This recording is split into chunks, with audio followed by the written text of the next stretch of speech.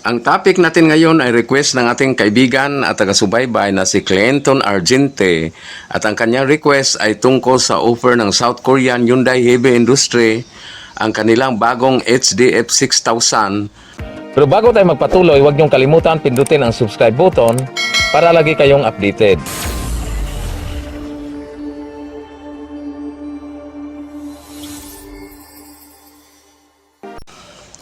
Ang bagong offer ng South Korean Hyundai Heavy Industry, ang kanilang bagong HDF 6000 ton frigates, at malaking tsansa na ito yung susunod na kunin ng Pilipinas, lalo pa lahat ng mga bagong warship ng Philippine Navy ay gawa ng Hyundai Heavy Industry ng South Korea, gaya halimbawa ng 6 na offshore patrol vessels at ang 6 na mga frigates at ang 2 nito ay for delivery pa.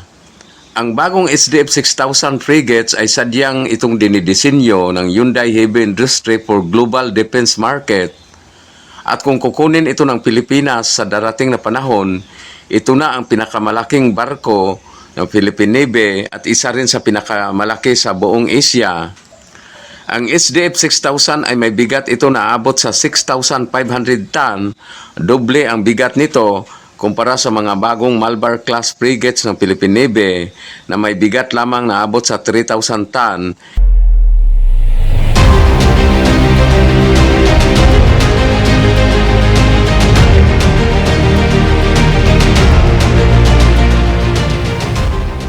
Ibig sabihin na mas marami ang firepower at mga weapons ng HDF 6000 frigates kumpara sa mga Malabar class frigates.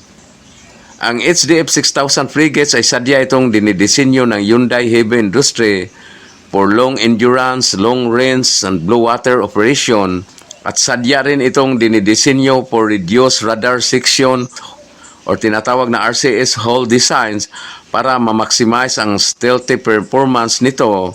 So ibig sabihin hindi ito makikita sa radar ng mga kalaban, lalo na ang China, dahil maliliit naman ang mata ng mga Chinese, lalong hindi nila makikita ito sa radar. At equip ito at may kakayahan itong mag-detect at mag-track at mag-intercept ng mga ballistic missiles. Dahil kagaya din ito ng mga frigates at destroyer ng US Navy na napaka-powerful at high-tech. At malapad din ang barko na ito ay sinasadya para ma-improve ang kanyang stability at mapahusay ang mga helicopters operation safety.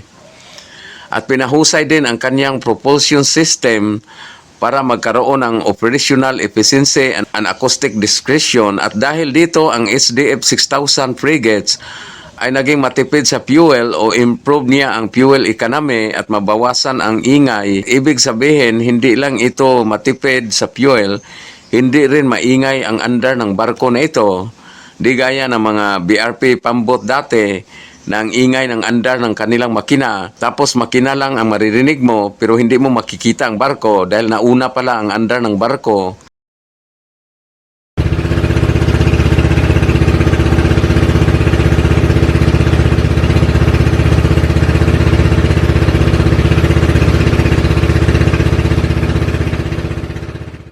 At ang ganda pa ng accommodation design ng naturang barko dahil sadya itong dinidisenyo for European naval standards para daw maganda ang tulog at pahinga ng mga crew sa panahon ng matagal na deployment.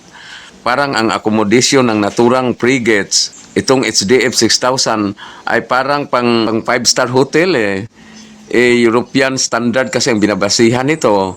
Kung Pinoy standard lang, pwede na folding bed, sold na Ang length o haba ng naturang frigates ay aabot ito sa 140 meters, habang ang haba ng Malabar class ay nasa 118 meters lamang. Ibig sabihin 22 meters ang diferensya ng haba ng barko na ito kumpara sa Malabar class frigates.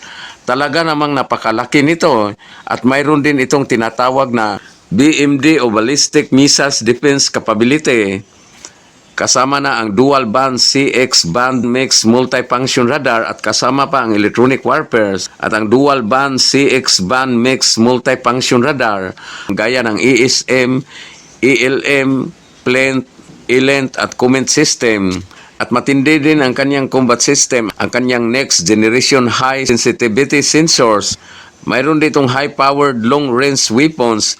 Ito ang pinakamatindi ng bagong HDF Hyundai 6000 dahil ang kanyang BLS o Vertical Launch System para sa mga missiles ay mayroon itong 48 cells. Ibig sabihin mayroon itong 48 cells o 48 na mga butas para sa 48 na mga missiles na capable ito of launching a range of missiles for air defense. Ibig sabihin 48 na mga butas para sa 48 na mga missiles. Panguntra ito sa mga ballistic missiles ng mga kalaban, habang ang Malabar class ay mayroon lamang 16 cells sa kanilang BLS o Vertical Launch System. At bukod pa sa close-in weapon system, mayroon din itong ADS or anti-drone system sa unahan at sa likurang bahagi ng barko ka-install, kaya hindi uubra ang mga drone pag umatake ito sa nasabing HDF 6000 frigates. Kaya dapat hindi mag-atubili ang Philippine government na kukuha ng ganitong uri ng barko dahil napakaganda ito At isa pang magandang balita, dahil hindi na mahihirapan ang Armed Forces of the Philippines sa pagkuha ng mga weapons at equipments para sa kanilang modernization efforts, dahil ngayong 2026 sa pangunguna ni House Minority Leader Party List Representative Marcelino Nunoy Libanan, ang Kongreso ay gumawa ng bagong batas or bagong special provision para sa 2026 budget. Ang batas na ito ay nagpahintulot o nagbigay ng otorite sa Secretary of Finance para sa 2026 General Appropriation Act or GAA na siya na ang mamahala. Ibig sabihin, ang Secretary of Finance na lahat ang mamahala sa lahat ng mga loans o pagkuha ng mga loans para sa modernization project ng Armed Forces of the Philippines.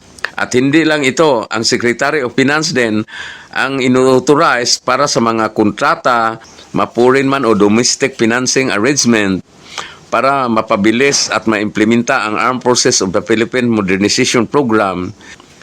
Magandang balita ito kasi pag ang Department of National Defense o Armed Forces of the Philippines, ang tagal nila mag-isip kung ano ang bibilhin.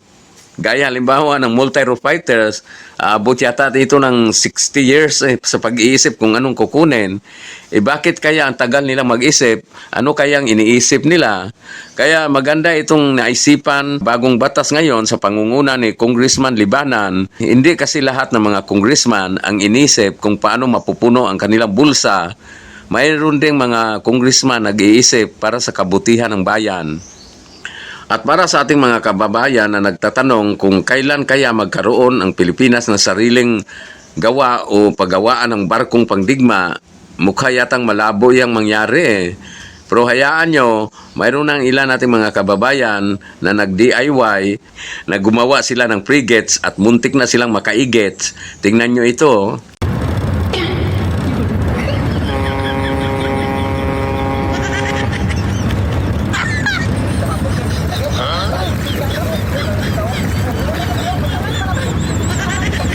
Hanggang sa susunod, maraming salamat.